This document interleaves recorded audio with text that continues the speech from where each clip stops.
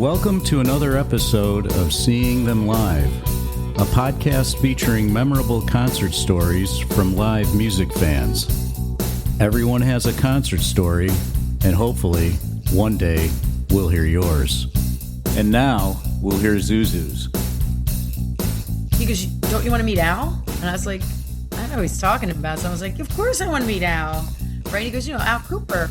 So I'm thinking Al Cooper with a K. Al Cooper, the guy who did the keyboard solo on Rolling Stone. So I said, sure, we want to meet Al Cooper. He goes, well, then you're coming backstage. So we get there, we get backstage, and we're all talking, waiting for Steven to come out. And it's just before they're going on.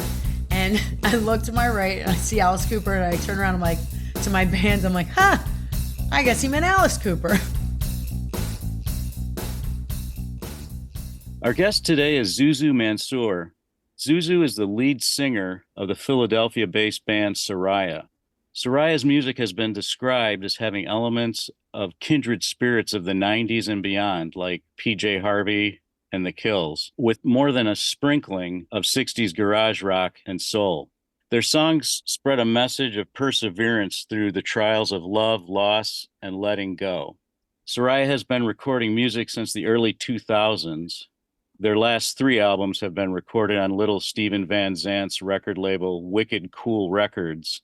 The band will be setting out on an extensive tour starting June 8th, and the tour dates are available on the Soraia website. ZouZou, welcome to Seeing Them Live. Hi, it's nice to be here. And we're also joined by my co-host and producer, Doug Florzak. As we do with all of our guests, ZouZou, I want to talk about the Soraia discography and some stories around your fan base and such. But I thought we could start maybe with what was your first concert experience, your live music experience? My first concert experience, I had to be like 8 or 9. And I went, and so I won tickets to go see Hall & Oates at the Spectrum in Philadelphia. It was terrifying. That's all I remember about it. Because I remember my dad saying to my brother, you watch her, like, take care of her. And, they were like a radio station tickets. And I was like, so far, I just remember being like behind the stage or something. Like, I just remember, because I'd never even known what it like, I had no idea what I was getting into. And my brother left as soon as the music started. He went like straight down. And I was like, I don't think we're allowed to do that. And I was such a kid. Like, so I don't remember any of it at all. I just remember seeing the back of Daryl Hall or Hall's head because he was singing. That's all I remember. And I was scared. Like, that's really the only thing I remember about my first concert. But I do remember really clearly how I felt, which was absolutely like, I don't know what I'm supposed to be feeling, and I'm terrified, which is funny when you're going to hear what was my most influential concert experience. Yeah, no, I know for a young person being immersed in like all those people and the music, yeah, that could be totally overwhelming, I would imagine. It really was. Yeah, go on to your, like, if you have like a memorable one, or, since you're a musician, we like to ask if there was a point or performance that inspired you to be a musician. I know you've said in interviews that you've kind of always known this, that you wanted to be a musician, but was there one in particular that kind of really hit you, or solidified those feelings? Yeah, I mean, I was thinking, but I think the one that like hit me the most, actually, I was already singing and I was already in the band that I'm in now, but it changed everything. And I just wrote about it the other day because it was his birthday. It was Iggy Pop.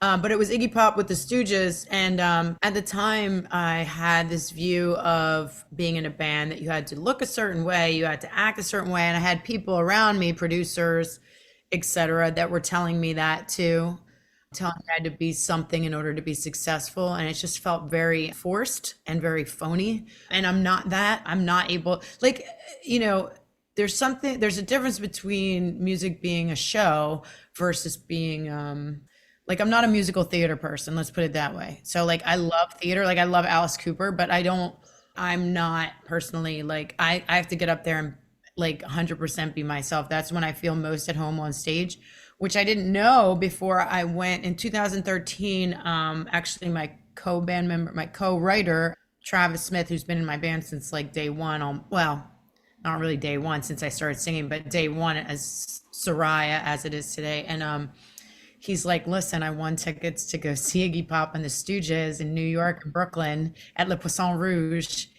And because he's like, well, first he said, what are you doing on Sunday? And I was like, well, and before I even like got past, well, he said, he's like, okay, cool. We're going to see Iggy Pop and the Stooges at Le Poisson Rouge.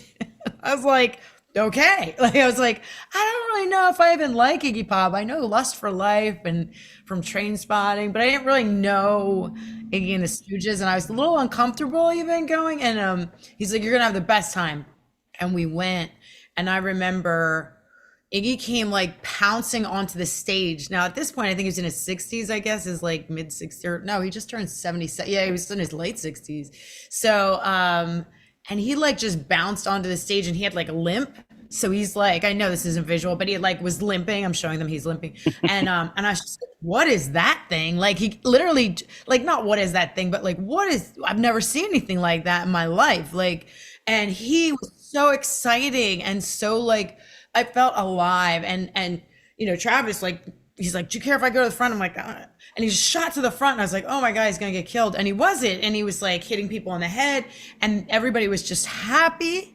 You know, like nobody was dressed as certain. Everybody looked different. Like no one looked like everybody else. Like there was no, I wouldn't say I looked around and went, oh, that's an Iggy fan or that's a Stooges fan. Like everybody just looked like them. Like there was no, it was very diverse. And so of course I ran up to the front because I was by myself at that point and nobody was having the kind of fun he was having up there. So I went up front. We both ended up on stage at the end. Oh my goodness. Oh yeah.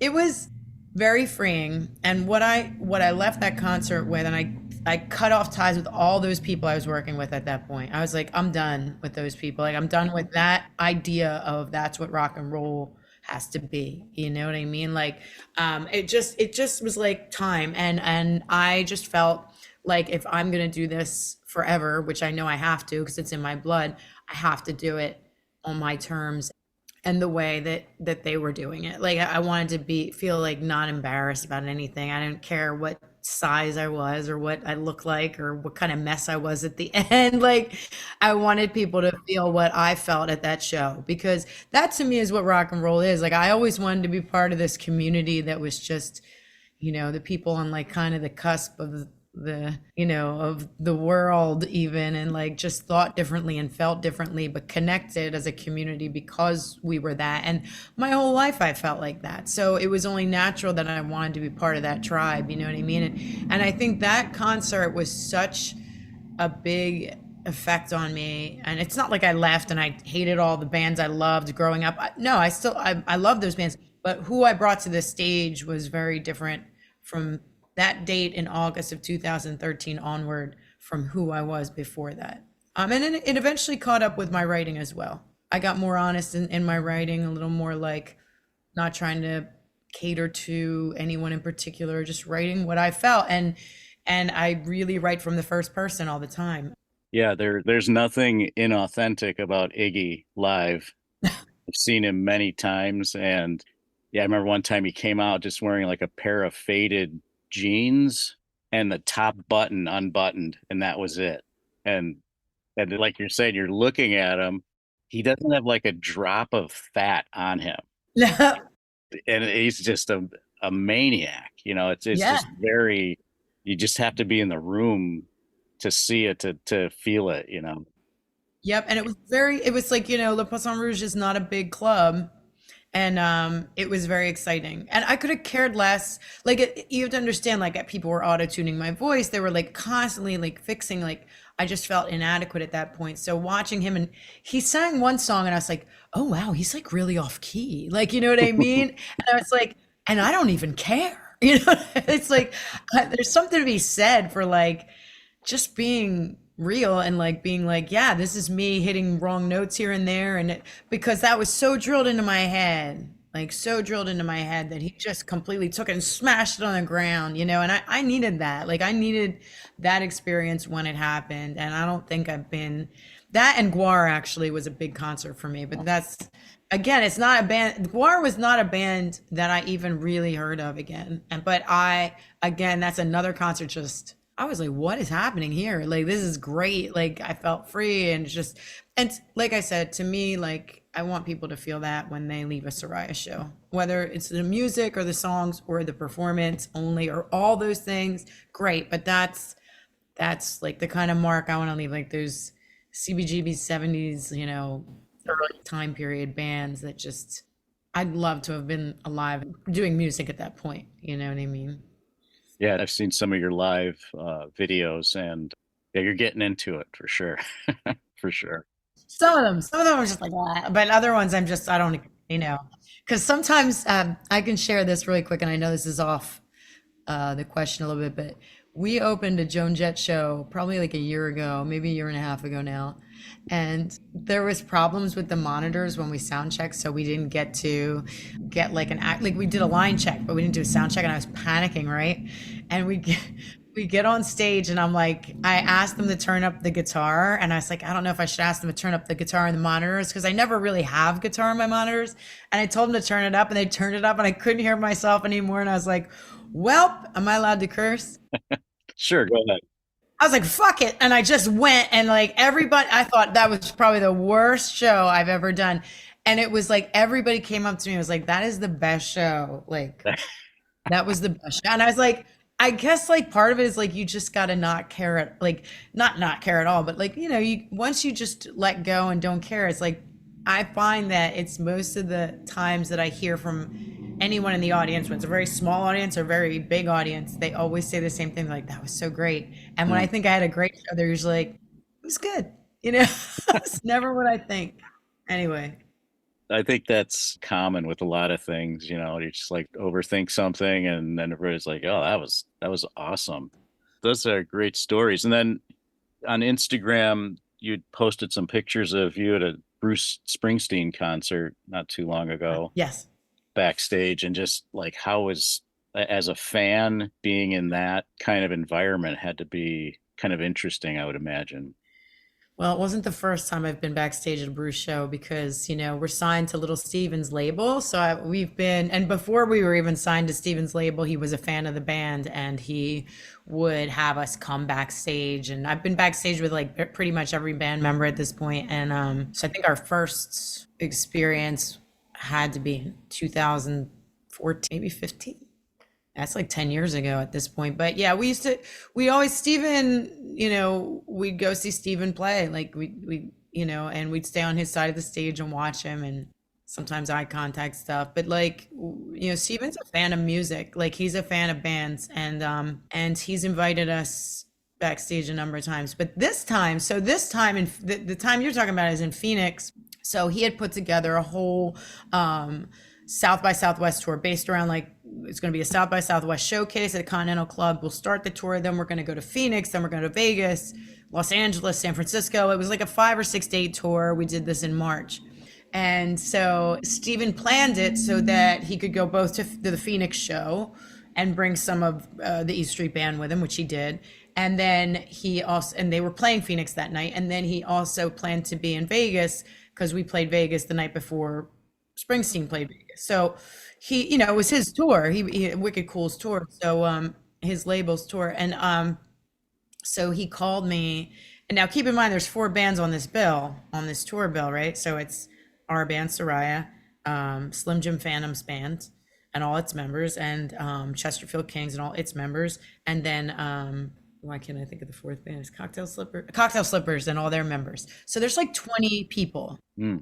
Right. So his people call us and we know them well. And they're like, listen, there's too many of you to bring backstage. We're going to drop you in the pit and then we're going to take you out of the pit when it's time for you to go to your show. Like we sound checked, then we went to the show and then we had to leave so we could do our show.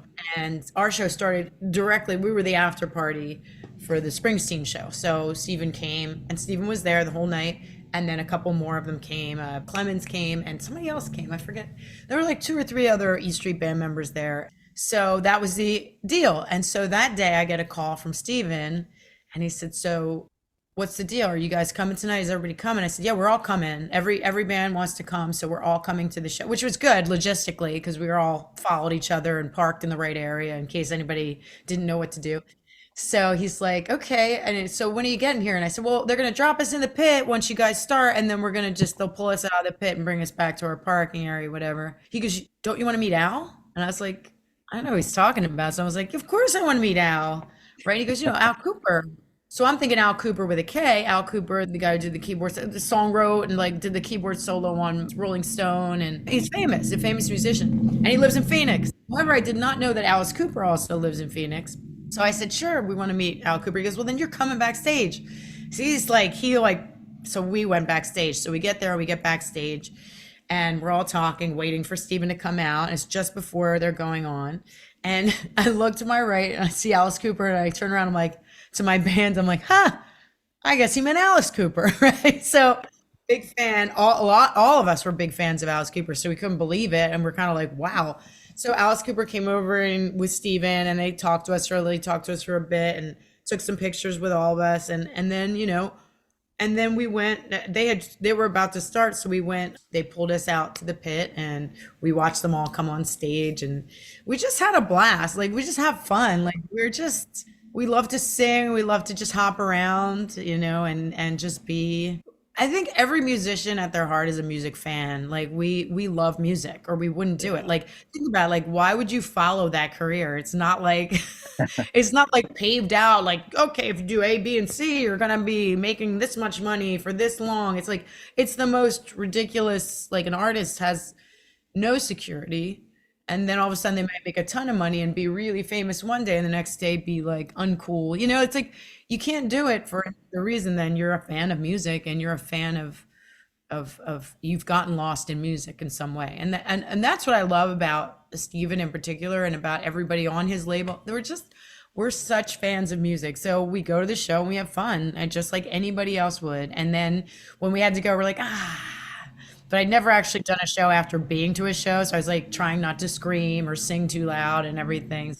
But it was fun. I mean, you're a fan. Everybody's a fan of music, I think, whether we're actually doing it or we're involved in it in a different way, behind the scenes or in the business of it, or we're just a fan going to a show. We have another type of job. It's like music is that it's just such a release for anyone who loves to go to live shows. It's a release, and we need it, in a healthy way. I think most people need it in a healthy way. So that's my experience anyway. And all the bands were just jumping around, having fun, and we were laughing at each other. And Steven laughed at us a few times. I think Bruce laughed at us too. It was just ridiculous. Yeah, that sounds like a great get together and a way to kind of experience music.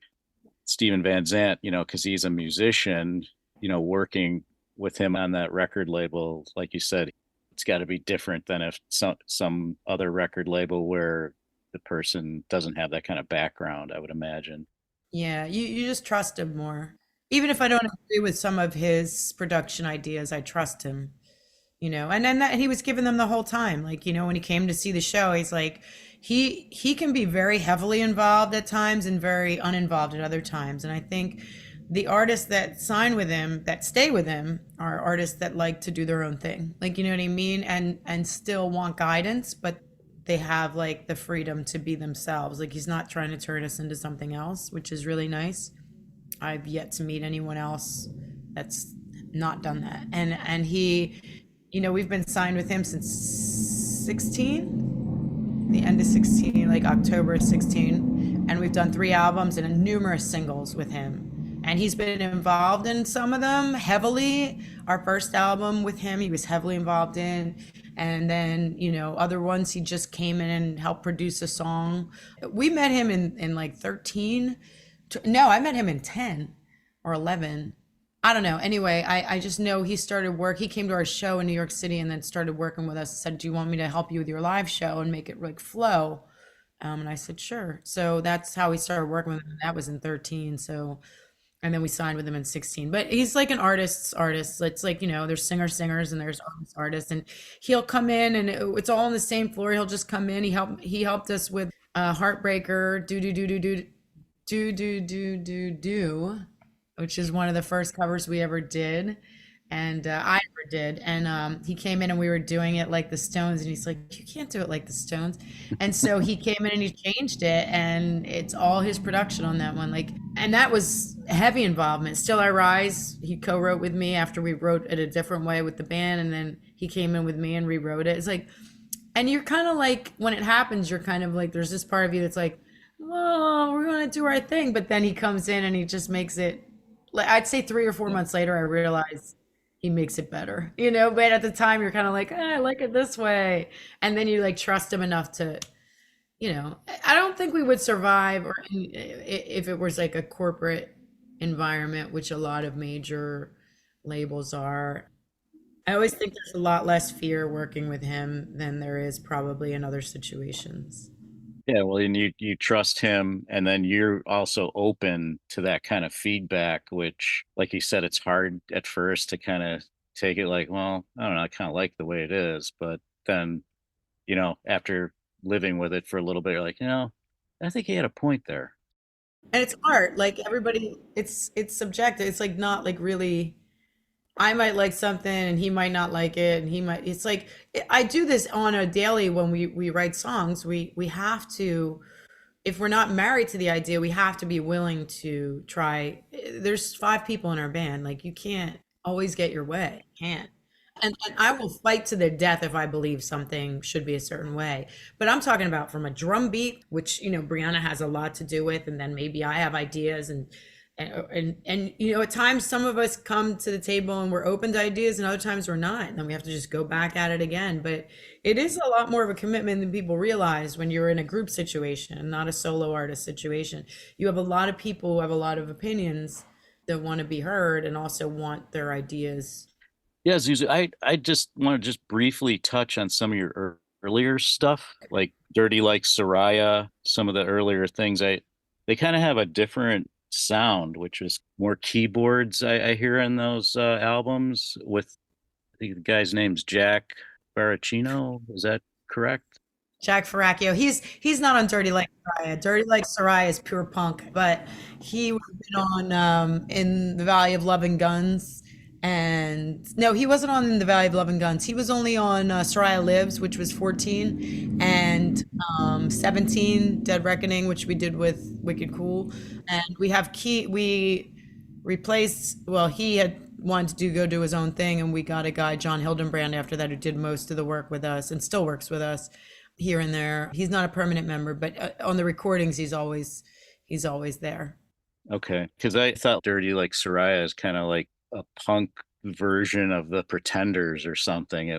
It's a really cool sound. So I'd encourage people to check that out when they're looking at your most recent stuff too. And you guys have quite a extensive catalog actually, and we'll talk about that in a bit. But your most recent albums, let's say Dead Reckoning, Dig Your Roots, and Bloom, you describe those as like a trilogy of sorts. At least the titles represent different things for you as a band and as a songwriter. Did you want to talk about that a little bit? How you see those 3 albums?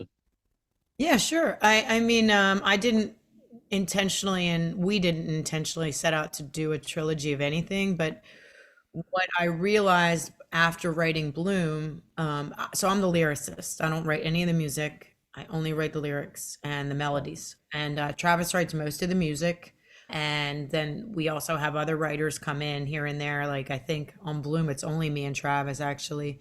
But on Dead Reckoning, Steven wrote one. And on Dig Your Roots, me and Steven wrote one. And then who else wrote? There was on Dead Reckoning. We the guitarist we had was our permanent guitar player at the time, and we co-wrote a couple on that one. And I think on Dig Your Roots, one or two. And Brianna and I wrote one on Dig Your Roots as well.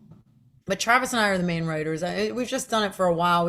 We're in a good groove of doing things. I respond well to his musical ideas and a lot to his musical ideas.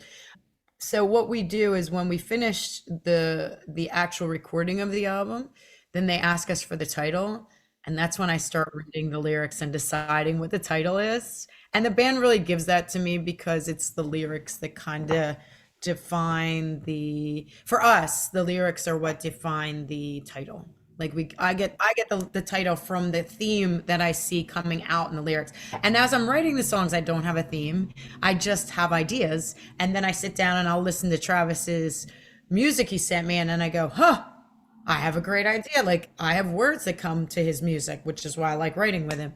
So what I did is on Dead Reckoning, that was very clearly a lot of songs we'd written over a lot more longer period of time because we had signed with the label, our back catalog, and then we had already had all these songs written, most of them, except maybe two or three that ended up on Dead Reckoning. And so it wasn't so much a writing process as much as just recording that, capturing the spirit of our live show on a vinyl, on a recording, and produced really well with Jeff Sanoff and Steven.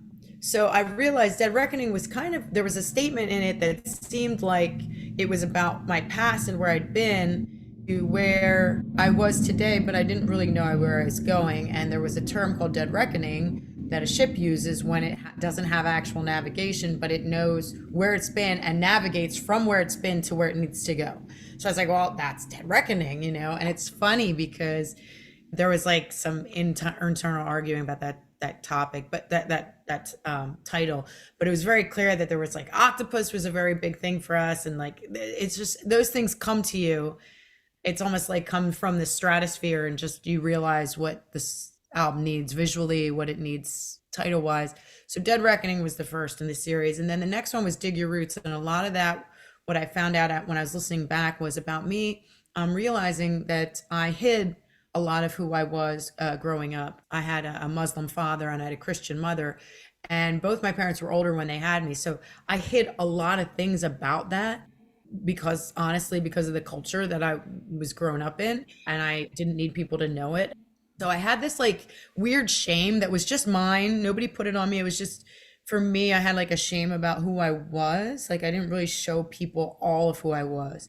I didn't let people get too close either. And so I realized when I listened back to the lyrics on all these songs, I was like, oh, I think I'm like, I don't care anymore. Like I'm letting myself be myself, and I'm saying what I need to say, and not based on that particular topic, but on I was opening up. So I was like, oh, I'm starting to dig my roots. And it was also about letting go. A lot of it was about letting go of people that I loved that didn't work anymore in my life. Like, I mean, we didn't see eye to eye, or we just couldn't get along, and we just argued a lot, and a lot of leaving.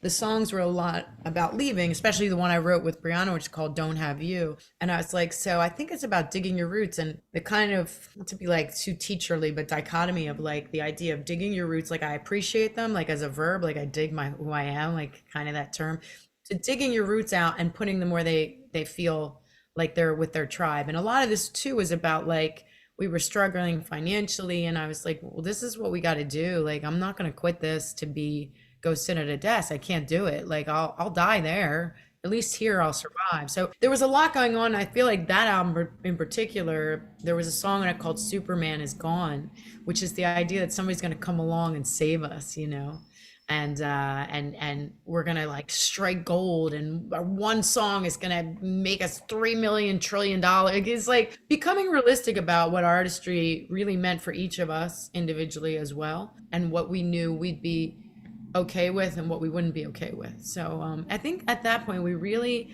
started bonding and realizing we were gonna stay together and not try to do separate things. With Bloom, it was a really, not to be corny, but it was a really beautiful way that title came. It's like, I knew that listening back to those songs that I was the artist I was meant to be. Like, I'm still going to grow, right? But I had shed all that crap, and like whoever I thought I was supposed to be, what I was supposed to like act like, look like, sing like, be like, I was like, this is my voice. This is who I am. You're either going to love me or hate me, but I'm cool with it either way. Cause I know that's exactly, I've done the work. I've done the soul searching. Every album just gets more and more honest. So I had like this acceptance moment, and I was like, and for me, In Bloom was like one of my favorite pieces of work musically. Big Nirvana fan, and I also kept thinking how Bloom, like a lot of people were suggesting just call it Soraia then, like Soraia, like it was called the one album, the Beatles, just called Soraia, and I was like, I like that too. But we went to Sweden and we were touring Sweden, and I kept seeing the word Bloom literally everywhere. I'm not even lying to you. Everywhere I turned, there was graffiti that said Bloom. There were images that said Bloom. I like it just was everywhere. And I was like, no, that's too weird. Like it's supposed to be called Bloom. And so that was Bloom. And I realized looking back, I had Dead Reckoning, which was like, I don't know where I'm going, but I know where I've been, not going that way, so I'm going that way. Dig Your Roots, understanding that like there's no set place you're supposed to be, you just follow whatever. And then Bloom was like, it's all kind of, there was even like kind of a whole garden feeling, water, garden, like earthy kind of stuff, which always appealed to me. So I felt like I said what I needed to say, and let's see where we go from here. And you guys are working on a new album, right? Are you writing material for the new album? I thought I heard you mention that in that Instagram video recently.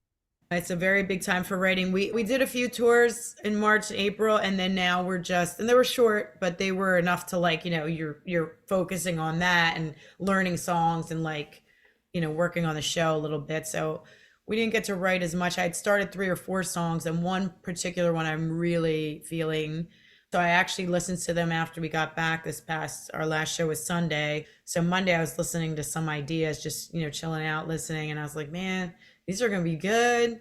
So we only have like one show in June, and then we have like a tour in July, but the fall we hit hard, and I'd like to have like a few new songs by then. Plus we might go record a few in August, but like either way, it's writing time and we already started. So we're just going to continue and really delve and dig into that instead of worry about like live performance for the next few months. Yeah, and I think you had mentioned, well, like you're toying with the idea of calling Bloom Soraia. Do you think you might like this next album? I know you have to wait till you kind of hear everything and come up with a title, but do you think that might be the title of it?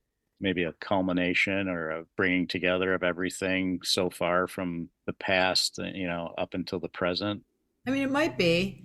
It's usually, like I said, it's like really, we don't really decide till the end because it's a body of work, versus like what I might start writing and what I see our theme seems to be right now for these first 3 or 4 that may or may not make the album. Let's be honest. Probably at least one of them I know definitely will because I feel strongly about it. And we all feel strongly about this one particular one.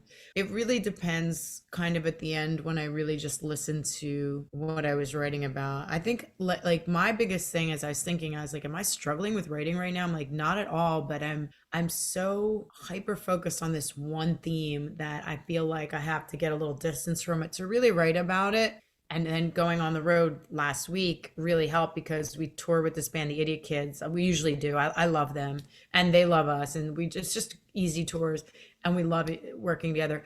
But the singer of that band is a songwriter, and he was talking to me about a few things. I'm like, man, I'm so ready to write now. I got to just sit down and do it. There's always fear. And the fear is usually I don't have anything worthwhile to say, or I'm not going to say it the way I want to say it. Like some kind of weird perfection ego thing is usually in the way every time before I sit down. But once I sit down, it just flows. And I've been reading a lot, and poetry always kind of like sparks ideas.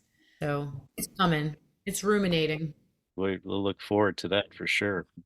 If we could switch gears for a second here, ZouZou, I wanted to talk about your fans, your fan base, or just fans in general. And one in particular we had on, and this is how we kind of connected with you, was through one of your fans, Dawn Fontaine, was on the first episode of our second season here at Seeing Them Live. I know you had listened to that episode, and her story was so powerful that, she literally says that your music, your performances, and your interactions with her literally saved her life. Just briefly, what kind of impact did that have on you and or the band when you hear something like that? I feel like that's what music did for me. I think it's a beautiful thing, and I don't take credit for it. Like I go, she heard the message she was supposed to hear when she heard it, and we happen to be the medium of her hearing it. Like I don't ever get pompous about that. I don't ever get pompous about like the gift of songwriting either. I cultivated it and I did the hard work, but I know that that's to me a God-given thing, and I'm a strong believer in higher power, and whatever your religion, that doesn't apply. It's really just that I know, all my job is to do what I do, share my experience and share my hope. Some of us have been given a second chance at life, you know what I mean? And that's what I have to share. Like, I can't make up that experience, and I can't not be the underdog. That's who I am. And I think that speaks to people. There was a guy who came to our show and said, I had my suit laid out and was ready to commit suicide, all my notes written, and your song Jolene saved my life.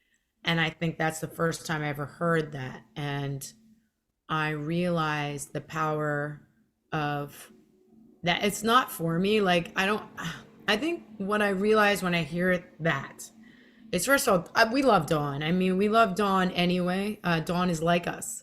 So that's why we love her, not because we saved her life or our music saved her life. It's because she's a fan and she gives to us as much as we give to her. Like, literally, like, there's no way we would keep doing it otherwise. We didn't hear that story. It wouldn't help us on dark days when we want to quit or we can't pay for my cat to eat. I don't care if I eat. My cat doesn't eat, there's a problem in the world. So, but like, literally, it gets us through stuff too. And we're just darker people. We've been through stuff. We've been through a lot of stuff. And I think that resonates with people who have been through stuff. You know what I mean? It doesn't resonate with people who aren't ready to look at that. Like, Iggy would not have resonated with me 10 years before I saw him. But I saw him at the right place, the right time, and I saw him literally one time live, and it changed my life. Saved my life, probably. Saved me from a career that would have killed me, to be honest. And that's not why I got into music. And I had to remember that. So when I hear stuff like that, I think I have more in common with her than she probably realizes. I said the same thing to Joan Jett. When I met her, I said, you saved my life. And I was like, why would you say that to somebody? Like, why would you say that to somebody? Like, and I realized, I'm like, well, it's fine. Like, these people did save my life. Music is going to keep saving people's lives. Songs, whether it be a song, a band story, a movie, that's art. That's why we need art. Like, it's really that simple.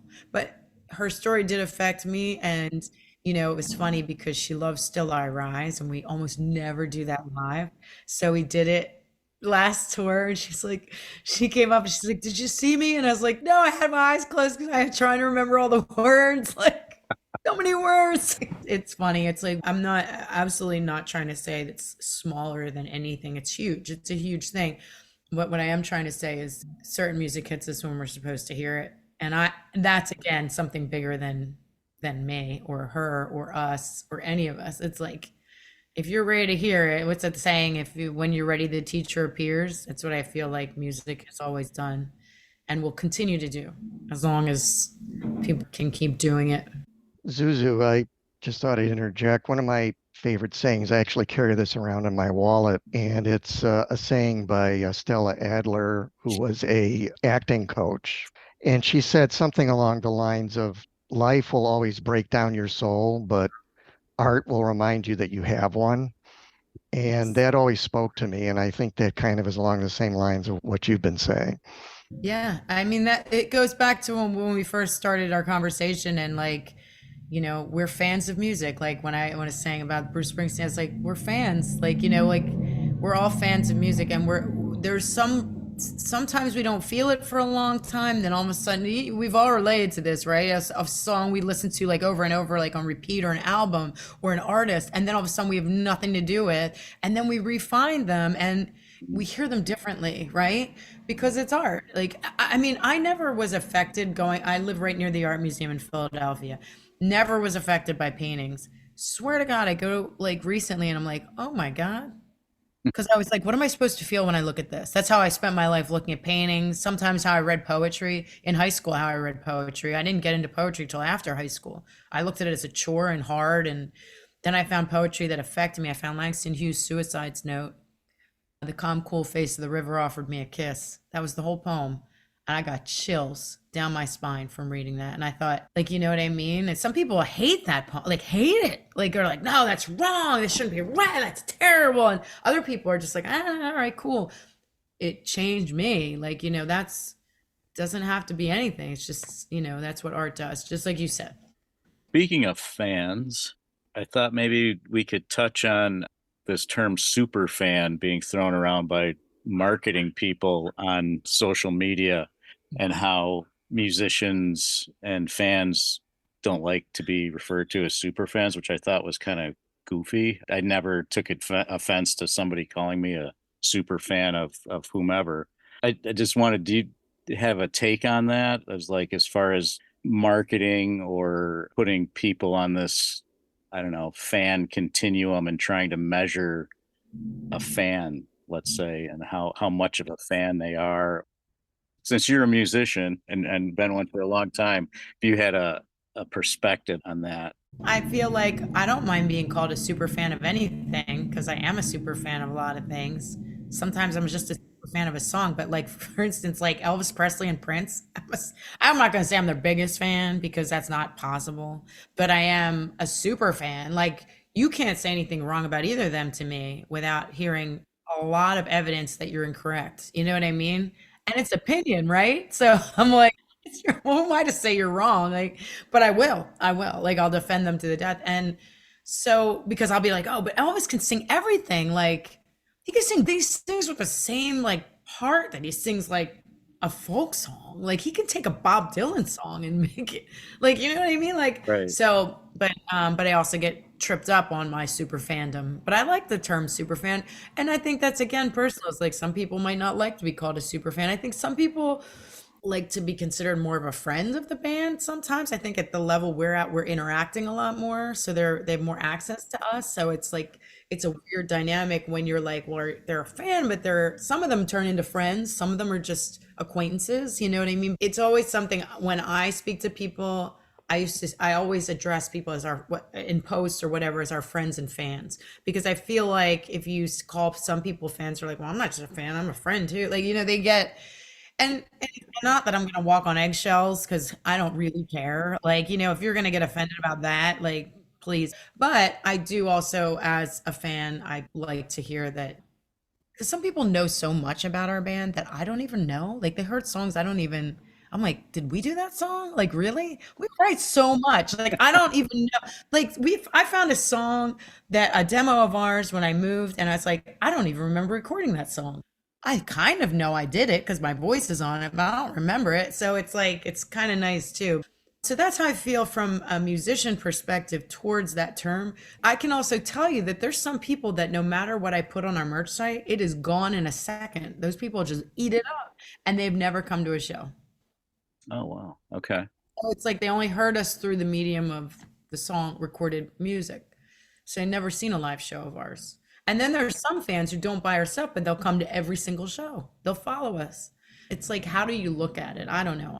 There's certain people I know better than others because I just see them more or their name pops up and I handle the merch along with someone else. So it's like, I'll get the email and they'll say, man, I've been following you. I wish you would come to Utah or something. You know what I mean? Like, I'll be like, you know what? We're to play and maybe we will. Like, but, so I get to see all that stuff. So I just go like, we have all sorts of levels of super fans that may not ever been at a show. That's a great way of putting it. I think you nailed it as far as fandom goes and just the different facets of it. And speaking of fans, ZouZou, Soraia fans, I like your website. It's really laid out well. It's great. I'm so glad you said that. Not to interrupt, but I'm interrupting, I know. Go ahead. This has been on my mind. I'm like, we need to redo our website. And so you're saying you like it. I'm like, maybe we don't need to redo our website just yet. I found it easy to navigate because on some bands I can't find what I'm looking for, and it might be somewhere else. Yeah, your site's like once you get there, you can find your way around and stuff. But I wanted you to talk about the Soraia vault that you guys have, and it's like there's different levels of the vault, and it's like to go ahead and just kind of describe what that is. It kind of goes off of what I just said about finding that song, right? So I was doing this big move in August of 23 from Jersey to like pretty much like the hood part of Philadelphia, which I really like being here. And other people call it the hood. I don't call it the hood. So I'm in Philadelphia, and I was in the middle of this move, and I had a basement in my old place, and I had all this Soraia stuff. Like, keep in mind, there's a lot of Soraia stuff on computers that I just can't access anymore, like old pictures, old recordings, old demos. But I have a lot of stuff like in my basement on CDs and pictures, live concerts other people recorded and then gave us the disc for in like 2014, 2015. So I'm looking through the stuff as I'm getting rid of a lot of stuff because I moved to a smaller place, and I was like, I wasn't looking at like my ugly baby pictures anymore. I was kind of like, oh, remember when we did this? Like, oh, we were babies. Like, so I was like, huh. Brianna and Travis give me more ideas than people probably even know. And Travis was just like, you should, like, people want this. Like, don't you want your, like, I remember listening to demos of the 50 takes that Elvis did to get to the final take of, which I think he ended up taking like one of the early ones anyway, of Jailhouse Rock. I probably listened to those demos, like literally all 50 of them, just to hear what the difference was for weeks, right? And I've done the same thing with like Nirvana demos or live shows of bands I actually played with. Like, that was like the most fun thing when I started playing live shows, is like the other bands we played with, and they give us their discs and I listen in the car and like stuff like that. So I was like, people probably want this. So, and I think people had actually said that to me, like, where's, I found this, or I found that, like, over the years, people are like, oh, I found this. I couldn't believe, why did you ever not release that? Or whatever happened to those demos you did with Billy Falcon? I'm like, I never released them, right? So I was like, you know what we're gonna do? We're gonna do a vault series for the like the super fans Yeah. who want that. We're Right. never going to release those songs because they're still like, still like in demo form. Even if they're like studio demos, they're just, and there's just like Love Like Voodoo. We'd probably like the newest vault is actually like double demos. Like we did like 50 demos of Love Like Voodoo. One has a harmonica solo on it. I'm like, I don't even know who played that harmonica. It's fantastic, but like I would love to get that. So we decided at the end of last year, after I moved, I said, let's when we finish touring, which is early November, I said, let's put together, let's see how much music we can actually release, and we'll release CDs. I bet people will want this. And I said, let's test it, and we'll do Boxing Day, the day after Christmas. We'll offer it, we'll open it up and see how many people are interested. And if not enough, then we won't do it. But we're like, we can just put it together. Travis masters it really quickly. Like, he just brings everything up because it's all different levels, But live shows, like early songs, you can't even, some of these songs we only did live. You never even, so I keep like, there's so many ideas coming to me right now. But so we released on Boxing Day, and the top tiers, you get like all the CDs, but you also get a booklet because we're artists, and we each do a booklet, or one of us does the artwork, one of us does the discussion. Our first one was on Egypt because my dad's from Egypt, and my dad's family's in Egypt, and I go almost every year. And so I was in Egypt, and I was like, I'll write about like Hathor, like how amazing she is, and the goddess, and that she was in human form, and like they named, anyway, it was interesting. So I was like, so Brianna did the artwork for it. And then this next one, Brianna did a comic. Yeah, I saw that. That's really well done. Yeah, they're artists. Travis and Brianna are really good artists. I'm the business. They're the artistry. I mean, I could still draw pretty good cartoons, and I take art classes all the time. I love art, but I'm not going to sit down and do what they do. I'll do it with a song. So we offered them that, and then special YouTube stuff. And at the end of the year, a lathe cut of 2 of the songs, back and front, like a unique thing that only they're going to get.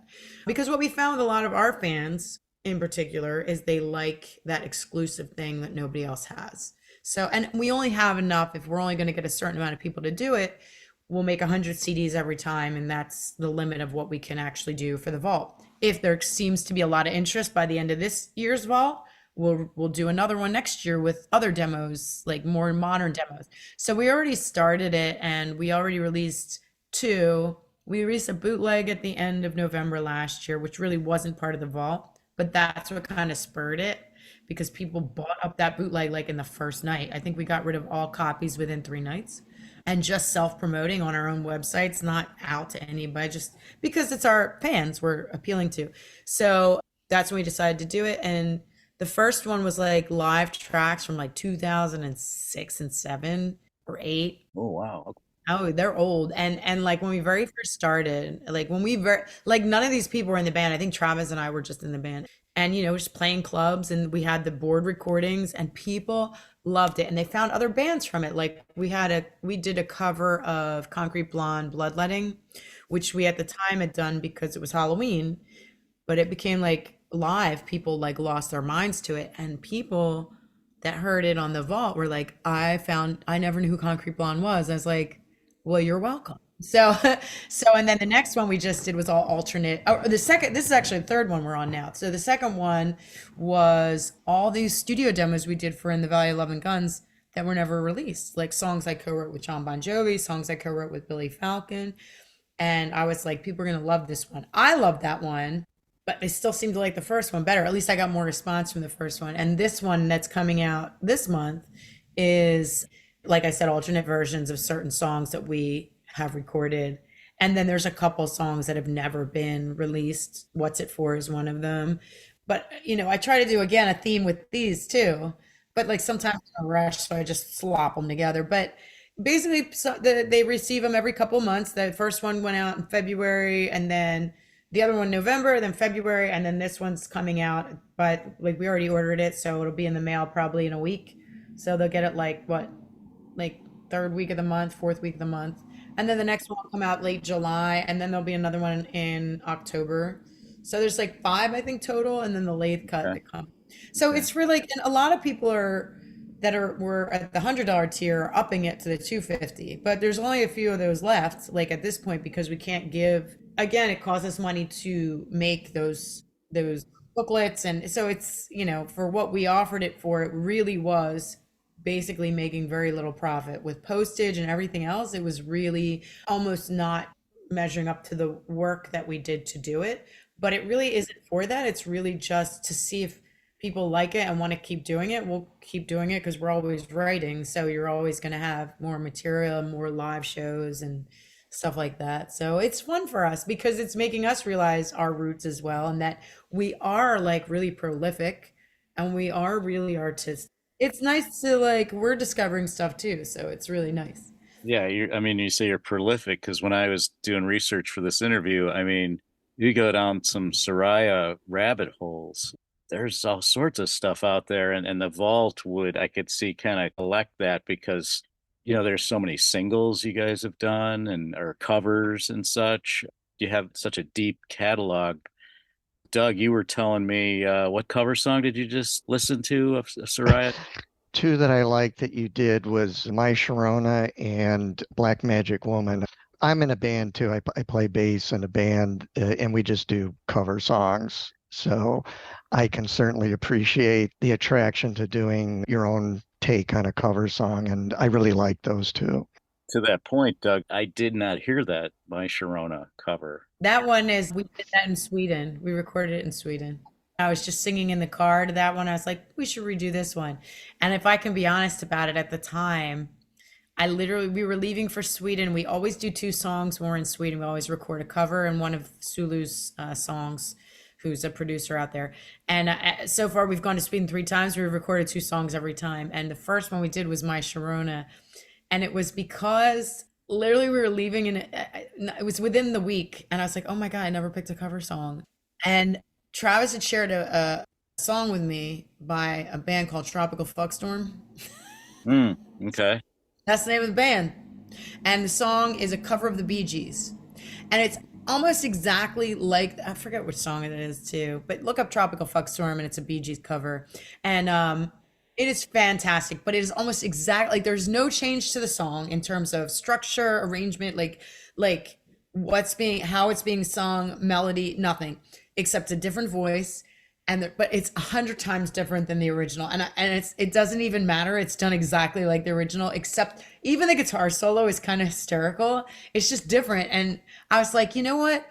My Sharona is such an iconic song. There's no way we're gonna make it our own, except for the scream. People love my scream, so it's like that's what I'm gonna put into it, and that's exactly why I wanted to do it. And I was like, "You guys want to do My Sharona next week when we record?" And they're like, "Yeah, sure." And it was like that simple, and it's still one of my favorite covers that we record. Like when we were recording, it was just so fun. Like it was easy. There's no Like nobody's really overthinking it. We just added weird stuff to it. And Black Magic Woman was a Brianna decision. And Brianna is amazing on harmonies. She did like 7 different harmonies for those voices. And she had to teach me 3. And I was like, we're never gonna be able to do this live because we don't have enough voices. Like, but we've done it. If we did it when it came out live, we haven't done it since. But that one was totally her baby and her creation because I would never have touched that one either. And then I felt like I couldn't sing it like she did it and it was very haunting. But then when I sat down with it one day and I was like, oh, I think I got something. And then we recorded it. Yeah. I heard in an interview you said you have enough cover songs to make an album of just cover songs. Probably 2. And we want to do another one. I was like, let's do a cover EP. And they're like, what? I was like, I don't know. Yeah, I'll have to check out the My Sharona. I did not find that. So we're kind of getting to the end here, ZouZou. Doug wanted to touch on some of the horror themes in your music. I'd read or heard that you're a big Edgar Allan Poe fan, and I know the video I Seek Fire was A horror story. yeah, there's some horror story going on there too. I mean, I think it says it right at the beginning of the video, but yeah, Doug was just curious as to your love for that genre. I'm a big fan of Wednesday, the series on Netflix, and I thought of that when I saw the look and feel that you seem to be projecting with that. I was just wondering what kind of a choice was involved with that. It's funny. There is a period because Travis and Brianna are very into horror. And I'm like, I'm not like as into horror as you guys are. And they're like, okay. They always say that to me. Like, they're like, have you looked in the mirror? Like, I'm like, I just like that look. Like, I like that. Like, I love like that look. Like, that's always appealed to me. And I've always been, if I'm 100% transparent about something, I've always been worried that because we're not a goth band and we're not like a horror band, you know what I mean? Yeah. So I'm always like, oh my God, I think our image is putting forth like an idea that we're something we're not. Like, you know what I mean? And there was like, who cares? I was like, yeah, that's true. It was funny. I always go back to this. My father, when I was probably a 12-year-old, because I was preteen, and I remember if he'd take me to go shopping or something like clothes, he'd be like, why don't you ever pick any colors? And I'm like, what? He's like, you always pick black. And I was like, no, I don't. And I went home and I looked in my closet. It was all black. And I was like, I always pick black. Like it wasn't like a swimming choice. It was literally, I just loved black. And so I always think it starts then. I've been terrified of horror movies my whole life. Like I'm talking about like possession movies or witch movies. I can't watch horror movies unless I'm with my band. Like I won't go see The Omen. There's no way I'm going to see that. Like I can't handle it. Like I'll have a meltdown. Like I won't sleep for weeks. My head is crazy. Like I can't.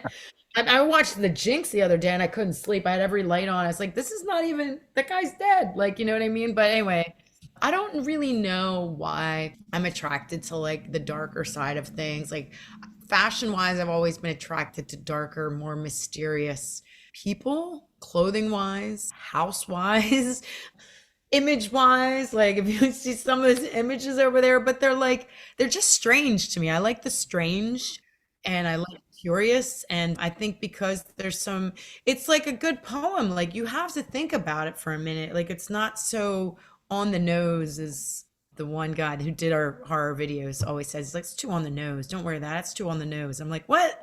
Like it's too obvious. Like I like a little more depth to things. And to me, horror has so many depths. Like a really good horror movie has depth.